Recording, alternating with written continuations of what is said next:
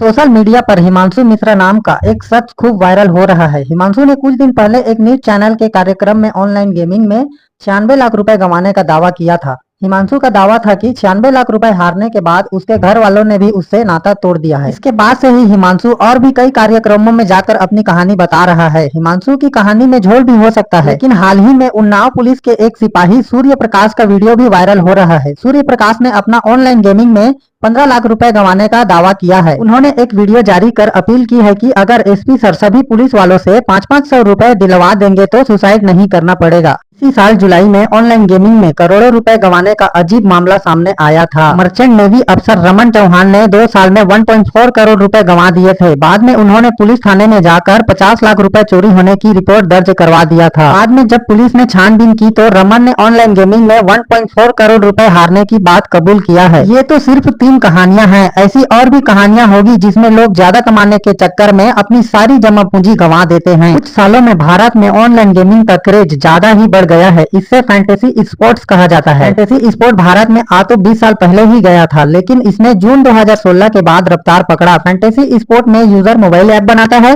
और पॉइंट्स बनाता है और पॉइंट्स के हिसाब से ही कमाई होता है। फैंटेसी स्पोर्ट्स के 2 तरह के मॉडल हैं। पहला फ्री टू प्ले, यानी खेलने के लिए किसी तरह की कोई फीस नहीं देनी पड़ती है, और दूसरा पे टू प्ले, जिसमें एंट्री फीस या कॉन्टेस्ट खेलने के लिए पैसे लिए जाते हैं। अमेरिका में फैंटेसी स्पोर्ट की शुरुआत 1952 में ही हो गई थी, लेकिन भारत में इसकी शुरुआत 2001 में ESPN स्टार स्पोर्ट ने मिलकर की थी। हालांकि 2003 में इसे बंद कर दिया गया। फिर 2016 में जब इंटरनेट सस्ता हुआ तो उसके बाद फैंटेसी स्पोर्ट का बाजार तेजी से बढ़ा। Federation of India fantasy sports FIFS की माने तो जून 2016 तक फैंटेसी स्पोर्ट्स खेलने वालों की संख्या 20 लाख था। 2022 तक ये बढ़कर 18 करोड़ पहुंच गया। 2027 तक फैंटेसी स्पोर्ट खेलने वालों की संख्या 50 करोड़ तक पहुंचने की उम्मीद है। भारत में इतनी तेजी से इन यूजर्स की संख्या बढ़ने की कई सारी वजह है। हमारे देश में इंटरनेट सस्ता है, स्मार्टफोन यूजर्स भी 70 करोड़ के आसपास हैं। 2025 तक देश में 90 करोड़ स्मार्टफोन होंगे। इसके अलावा फैंटेसी स्पोर्ट्स ऑफर करने वाली एप्स कई सारे भारतीय भाषाओं में भी उपलब्ध है।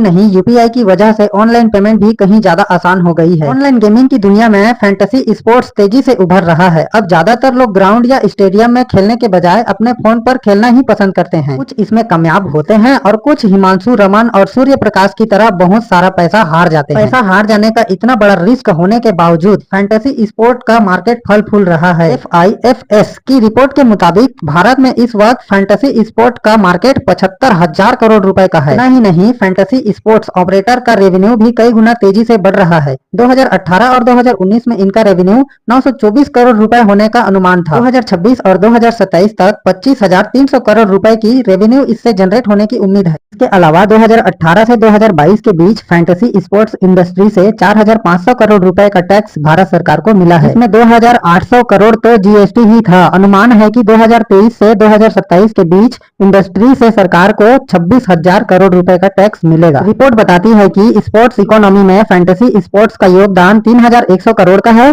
यानी कि फैंटेसी स्पोर्ट्स सालाना 3,100 करोड़ रुपए का स्पॉन्सरशिप पर खर्च कर रही है। 2026 और 27 तक ये खर्च बढ़कर 6,500 करोड़ तक पहुंचने का अनुमान है। FIFS का कहना है कि फैंटेसी स्पोर्ट खेलने वाले यूजर साल भर में 4,200 करोड़ रुपए जमा करते हैं, यानी हर महीने एक यूजर 350 रुपए खर्च करता है। 2008 में IPL की शुरुआत हुई। 1 साल बाद ही हर्ष जैन और भावी सेठ ने मिलकर ड्रीम 11 लॉन्च कर दी।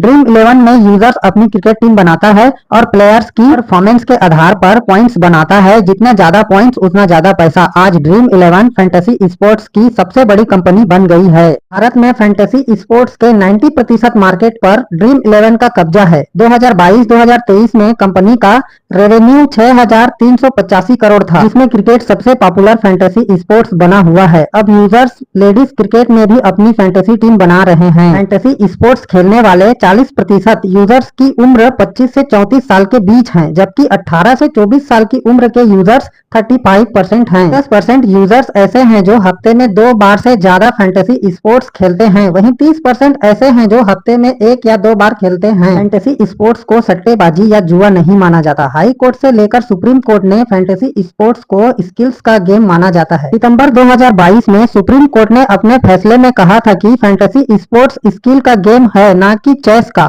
हालांकि इसमें चेस एक अहम भूमिका निभाता है, लेकिन स्ट्रेटजी बनाने के लिए खिलाड़ी अपनी स्किल्स का इस्तेमाल करता है। सुप्रीम कोर्ट ने ये फैसला पंजाब हरियाणा हाई कोर्ट के फैसले को बरकरार रखते हुए दिया था। अक्टूबर 2021 में कर्नाटक हाई कोर्ट ने फैंटेसी गेमिंग एप्स पर बैन लगा दिया था। हालांकि फरवरी 2022 में इस बैन को हटा भी दिया गया था। अक्टूबर 2022 में तमिलनाडु हाई कोर्ट ने भी इस पर बैन लगा दिया था। तमिलनाडु हाई कोर्ट ने कहा था इन ऐप्स ने लोगों को जुए में फंसाकर कई परिवारों को बर्बाद कर दिया है। आंध्र प्रदेश, तेलंगाना, असम, उड़ीसा, सिक्किम और नागालैंड में भी फैंटेसी स्पोर्ट्स ऐप्स पर प्रतिबंध है। 1867 के पब्लिक गैम्बलिंग एक्ट के अनुसार सट्टेबाजी और जुआ अपराध है। हालांकि ये राज्य का विषय है, राज्य सरकार चाहे तो इसे लेकर कानून बना सकती है। गोवा समेत कुछ राज्यों में सट्टेबाजी और जुए से जुड़ी कुछ गतिविधियों को कानूनी मान्यता मिली हुई है। 1966 में सुप्रीम कोर्ट ने घोड़ा दौड़ और रम्मी में सट्टेबाजी को मान्यता देते हुए कहा था कि ये सहयोग का खेल नहीं बल्कि इसमें चतुराई और कुशलता की जरूरत होती है। भारत में क्रिकेट में